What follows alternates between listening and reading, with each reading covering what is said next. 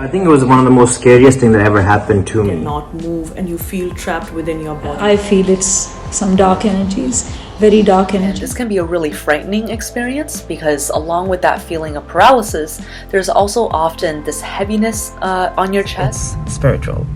Oftentimes these things, entities, energies are lingering around us. Some kind of attachment, some kind of demonic attachment. Welcome back to Truly Sadhya. Our topic today is sleep paralysis. Sleep paralysis is quite a terrifying experience. It's something that I have gone through myself, and therefore I decided to make a vlog on it.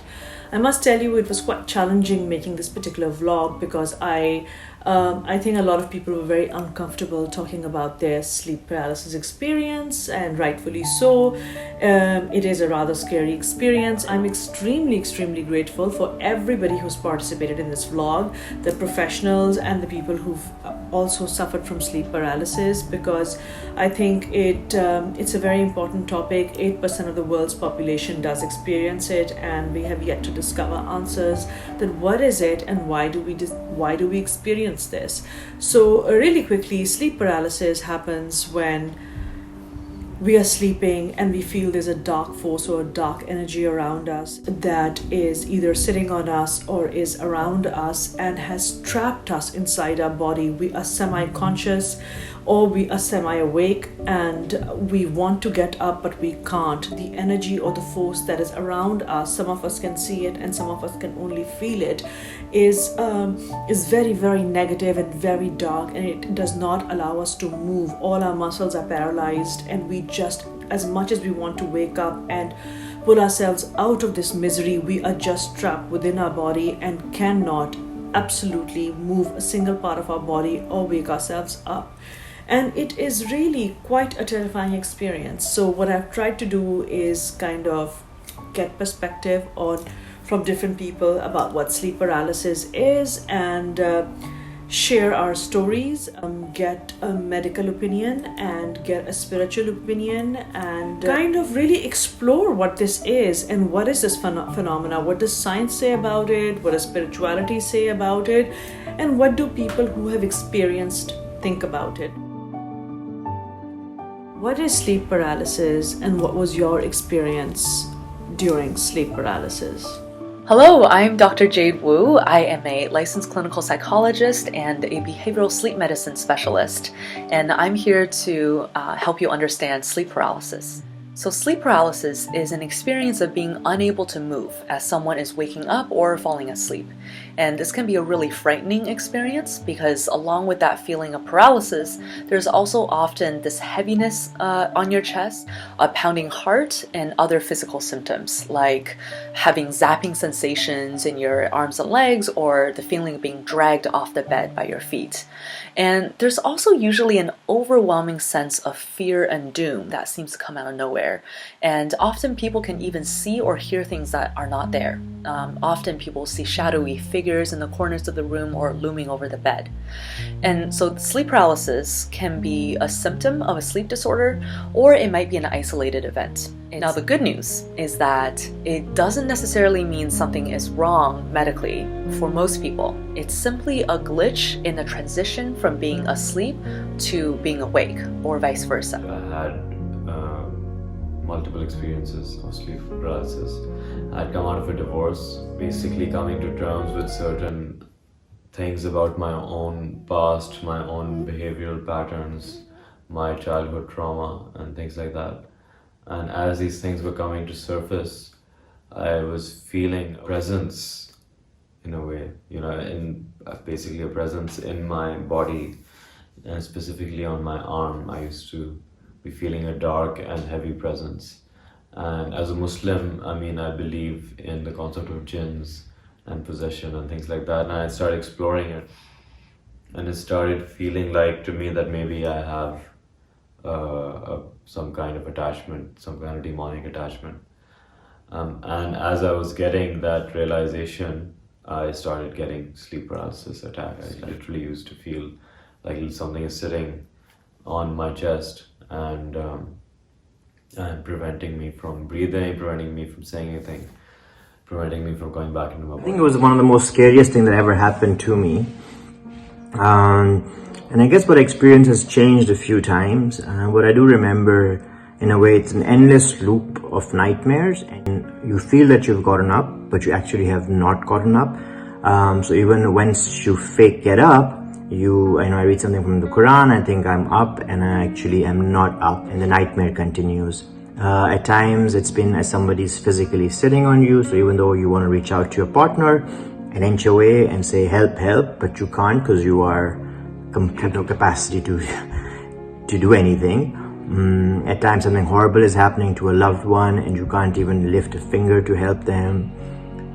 And at times you see somebody seeing you and holding you down or sitting on you, and eventually you get up and you're like, thank God this is over, but again you've actually not gotten up, and you're like, okay, now I can go back to sleep. So essentially it's looping and looping and looping and looping. The first time I experienced sleep paralysis, I was a teenager, and I was, it was very vivid, and I felt like I was being, someone was on top of me, and while I was sleeping, and I was not fast asleep. It felt like I knew exactly where I was, what was going on, and I just couldn't get out of it. I couldn't breathe, and I couldn't speak. That was the first time I had that experience, and it's happened many times in my life. I think sleep paralysis is the actual feeling mentally, emotionally, physically, and spiritually that one may experience while asleep. When they're in a most state of vulnerability, when their energies are open, when they are not awake by some sort of entity or energies that is external. Now, I do not negate the scientific. I do believe everything has its place, but from my experience personally and professionally, the stories that I've heard, it's more like an energy, an entity that is around, that is influencing a person's state of feeling disempowered and feeling pinned down. My opinion is it's spiritual. Oftentimes these things, entities, energies are lingering around us in our waking state, but we are unaware of it. Most of us may feel a vibe or an energy, but most times do not pay attention to it. So at night, when our energies are most open and we are most vulnerable, that's when it may show itself. It feels like an energy or entity or some sort of dark force influencing. Sleep paralysis is something that is related to science or medicine, or do you think this is something more paranormal or something that is supernatural?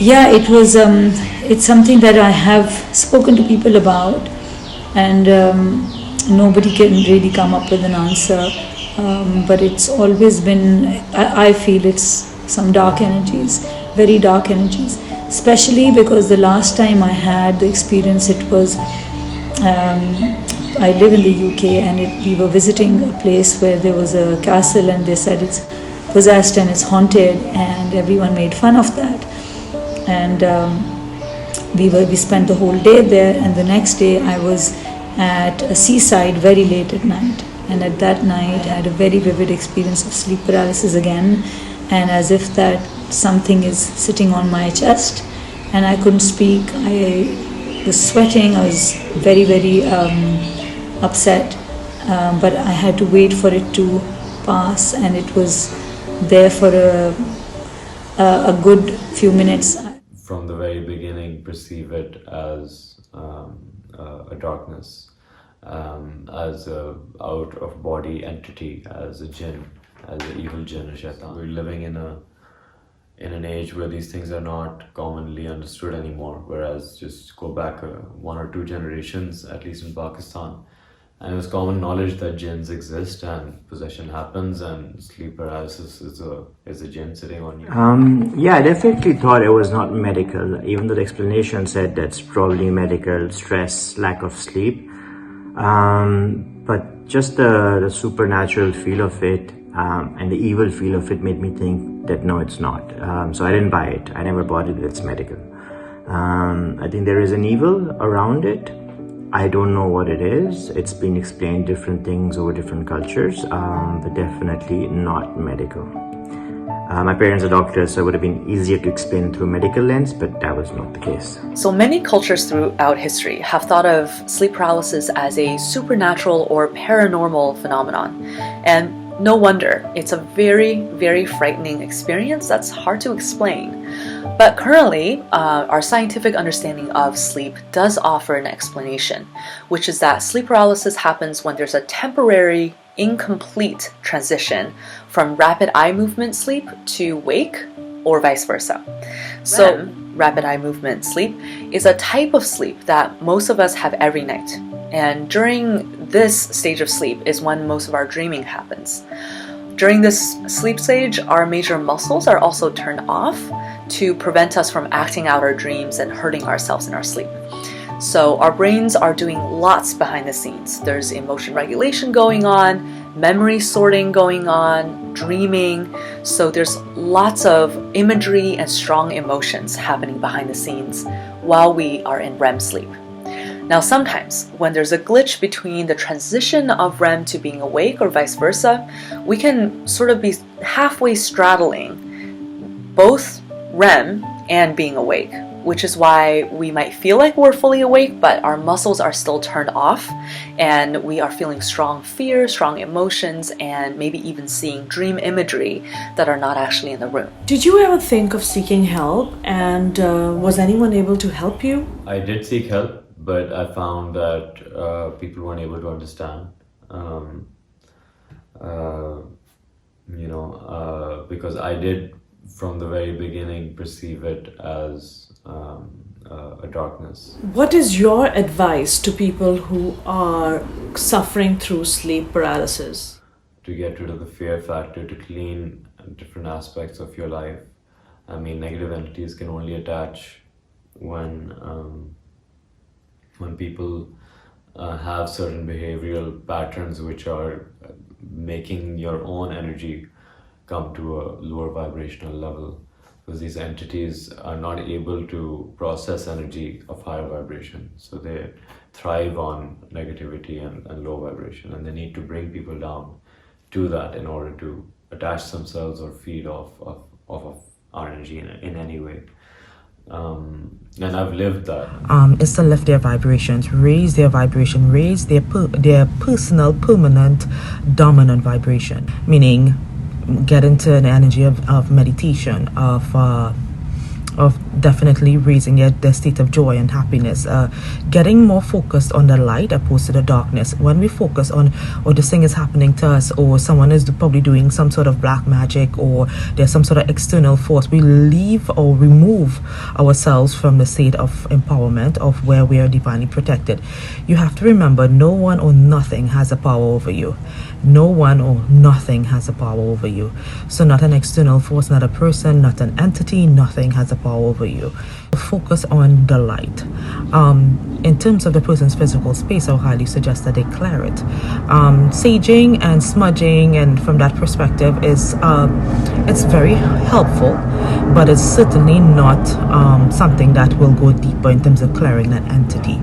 So go with what's your belief system and what works well for you in terms of what you resonate with, in terms of clearing your space. Definitely say prayers. I would highly suggest anyone who comes from, whether it be a Christian, Islamic, whatever is your perspective, your spiritual, religious perspective, is walk through your home and recite from the highest level from a state of divine dominion these prayers throughout your home. From a very empowered place, come from empowerment, not fear. Fear is where it's attracted to, these entities and energies. So definitely clearing one's homes, and most importantly, lifting your vibration so that you are that energy that it's not attracted to. So it's definitely like attracts like, and it is certainly attracted to something around, maybe something in one's energy field that is not cleared, that is still lingering, or it's somewhere in one's heart, maybe some fear, unforgiveness, past hurt, traumas, molestation, rape, some sort of energies that's there that is rotting in one's system, energetically, emotionally, mentally, physically, or spiritually. So definitely work on clearing and releasing that. So that's my solution for anyone who's experiencing or have experienced it or consistently experiencing it. So frequently experiencing sleep paralysis could indicate wake disorder, or it could indicate persistently insufficient sleep. So for example, people with narcolepsy may often experience sleep paralysis, and people who are often sleep deprived too may experience it. In fact, we know that sleep paralysis is much more common among students, who may be up to 4 times more likely than the general population to experience sleep paralysis, possibly because their sleep schedules are more irregular and they're more likely to be sleep deprived if they're pulling all-nighters or just not sleeping enough. So the first thing to do for preventing sleep paralysis is to keep a regular sleep-wake schedule, which you can start by doing by getting up at the same time every day. Trying not to vary this wake-up time by more than an hour, let's say between weekdays and weekends. So make sure you have enough opportunity to sleep, which might require getting strategic about your morning or evening routine, so you're more efficient about getting to bed or more efficient in the morning, so it allows you to sleep more. In any case, we have to protect our sleep time so that we're not constantly sleep deprived, because that is one sure way to put yourself in a situation where you might experience sleep paralysis. So guys, I hope you enjoyed this vlog, like I said, I have been going through this particular experience myself, and it's not pleasant, but speaking to people and finding out that others also share what I was experiencing, kind of made me feel a little better, because I felt like I was not alone. And it was interesting to get a medical perspective from it, that what science has to say about what we are experiencing. And then also it was interesting to speak to people from the spiritual end of things and get their perspective of what they think this is. Still a lot to explore and a lot to understand and a lot to reflect upon. Like I said, this vlog was just a first step towards understanding what sleep paralysis is. I found it very difficult because there was not enough material on it. So I thought I'll create this vlog so it could possibly help others who are suffering from this particular ailment. I hope you enjoyed the vlog. If you enjoyed the vlog, please press the subscribe button, and we will be coming up with interesting vlogs on interesting topics every time I think of a new topic, and I research it and I bring it to you. So see you next time, and stay safe. It's a warm goodbye from me.